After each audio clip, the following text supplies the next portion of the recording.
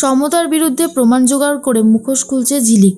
সম্পূর্ণ জানতে হলে দেখতে থাকো। গল্পের শুরুতেই দেখা যায় সমতার পার্লারে চলে এসেছিল ঝিলিক আর আঁখি সত্যিটা খুঁজে বার করার জন্য। যখনই ঝিলিক বলে যে আপনাদের এখান থেকে সমতাকে বাইরে কোথাও পাঠানো হয়েছিল না আরও বেশি টাকা রোজগারের জন্য, তখন পার্লারের থেকেই জানানো হয় না, আমাদের এখান থেকে এরকম কিছু করা হয়নি।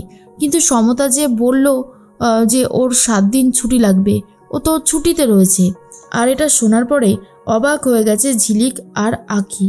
বুঝতে পারে কোনো একটা গন্ডগোল হচ্ছে।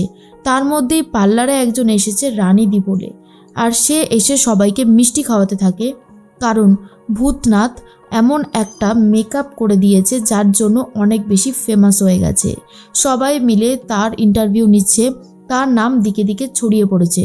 প্রস্থেটিক মেকআপটাকে এমনভাবে রপ্ত করে সে এত কিছু করেছে, আর সেই জন্যই মিষ্টি খাওয়াতে থাকে সবাইকে। ঝিলিক তখন বলে, আচ্ছা এটা কীরকম টাইপের মেকআপ? তখনই রানীদি বলে, আরে এটা এমন টাইপের মেকআপ না যে ধরুন এই যে আপনার মুখটা, এটা অন্য কারোর ওপর আরামসে বসিয়ে দেওয়া যাবে আর আপনার মতনই দেখতে হয়ে যাবে তাকে। আর এটা শোনার পরেই ঝিলিক বুঝতে পারে তার মানে এরকম কিছু হতেই পারে, নকল আঁখি যে রয়েছে সে এরকমই কিছু মেকআপ করে রয়েছে, সেই জন্যই আমরা তাকে ধরতে পারছি না। হ্যাঁ, এবারে আমার কাছে সমস্ত সত্যিটা জলের মতন পরিষ্কার। এরপরে ভূতনাথের অ্যাড্রেস চায় ঝিলিক আর আঁখি সেখানে যাবে বলে। তার মধ্যে নকল আঁখি তো বেরিয়েছিল, দেবা তাকে দেখে ফলো করতে শুরু করে। তখন সেই নকল আঁখি মানে সমতা দূর থেকে দেখতে পেয়ে যায় যে দেবা তাকে ফলো করছে, তাই পিআরকে ফোন করে জানায় যে আমাকে দেবা ফলো করছে, আমি এখন কি করব। তখনই পিআরকে বলে, তুমি এক কাজ করো, তুমি গৌরবের অফিসে চলে গিয়ে গৌরবের সাথে কথা বলো আর বলো যে নকল আঁখি ভেবে দেবা তোমাকে মারতে আসছে। আর এটাই করেছে সমতা। সমতা এগিয়ে যায়, আর তখনই গৌরব বাইরে ছিল। গৌরবকে বলে, দেখুন না গৌরব স্যার, দেবা আমাকে মারতে আসছে নকল আঁখি ভেবে। গৌরব তখন বলে, সে কি? এরপর দেবা বলে, তুমি এখানে কি করতে এসেছো? চলো, তোমার আজ খবর আছে। গৌরব বলে, দাঁড়াও দেবা, তুমি ওর সাথে এরকম ব্যবহার করছো কেন? দেবা বলে, গৌরব তুমি বুঝতে পারছো না, ও হলো নকল আঁখি। তখন গৌরব বলে, নকল আঁখি? তুমি কি করে বুঝলে যে ও নকল আঁখি?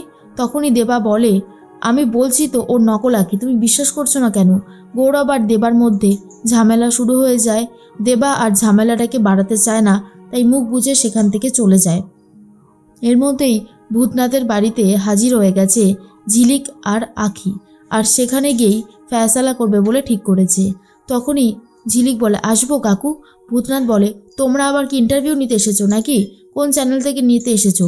আর তখন ঝিলিক বলে, বলছিলাম যে আপনি এত সুন্দর একটা জিনিস শিখেছেন, আপনাকে দেখে কিন্তু দারুণ লাগছে, সত্যি আপনি এটা কি করে করেন? আর তখনই ভূতনাথ বলে, আরে এটা তো অনেক ইজি, এই যে মুখের রেখাগুলোর সাথে রেখাগুলো মিলিয়ে দিলে, এই যে ধরো তোমাকে যেমন দেখতে না, আমি হুবহু তোমার মতন আরেকজন তৈরি করে দিতে পারবো। আর এসব শোনার পরে পুরোপুরি অবাক হয়ে যায় ঝিলিক, আর বলে, আচ্ছা সমতা কি আপনার থেকেই শিখেছিল? তখনই সে বলে, হ্যাঁ, সমতা কিন্তু ভালো লেভেলের শিখেছে, ও এমনভাবে শিখেছে না, ও যে কোনো কারুর মুখ বদলে নিজের মুখের সাথেও বদলে নিতে পারে। আর এটা শোনার পরেই আঁখি আর ঝিলিক বুঝতে পারে সমতা তাহলে এই অপকর্মটা করেছে। এরপরেই দেবার কাছে ফিরে যায় ঝিলিক আর আঁখি, গিয়ে সবটা খুলে বলে। তখন দেবা বলে, কি বলছিসটা কি তুই ঝিলিক? ঝিলিক তখন বলে, হ্যাঁ আমি একদম ঠিক কথাই বলেছি। তার মধ্যে লুকিয়ে লুকিয়ে কালীপদ ঝিলিক আর আঁখির দেবার কথা শুনছিল। তখনই ঝিলিক বলে, কি ব্যাপার কালীপদ, এখানে কি করতে এসেছেন আপনি? কালীপদ বলে, না মানে আমি নকল আঁখিকে দেখতে এসেছিলাম আর কি। তার মধ্যেই ঝিলিক বলছে, নকল আঁখি অনেক কিছুই জানে না জানেন, এই যে আমার সাথে আসল আঁখির যেদিন দেখা হয়েছিল না রাস্তায়, সেদিন আমরা অনেক আনন্দ করেছিলাম, নাচ করেছিলাম। আপনি বলবেন তো নকল আঁখিকে দেখে যে ও এরকম নাচ করতে পারবে কিনা? তখন কালীপদ বলে, যদি ওকে দেখতে পাই তাহলে অবশ্যই সেটা বলবো। দেবা তখন বলে, তুই কি করতে চাইছিস বলতো ঝিলিক, তোর এই কাণ্ডর কথা আমি কিছু বুঝতে পারছি না। ঝিলিক তখন বলে, দেখতে থাক না, এবারে আমি কি করে ওই সমতাকে জব্দ করি। ও কি ভেবেছে ওই একা চালাক, আর কেউ চালাক নেই এই পৃথিবীতে? তো ওকে এইবারে এমনভাবে জব্দ করব ও হাড়ে হাড়ে বুঝবে আমি কি জিনিস। তার মধ্যেই ঝিলিক তখন এই কথাগুলো বললে আঁখি বলে, আমি ভাবতেই পারছি না যে সমতা এরকম কিছু করতে পারে, ওই জন্যই ওকে খুঁজে পাওয়া যাচ্ছিল না। ঝিলিক বলে, এবারে পাওয়া যাবে, সবার সামনে ওর মুখোশটা টেনে খুলে দেব।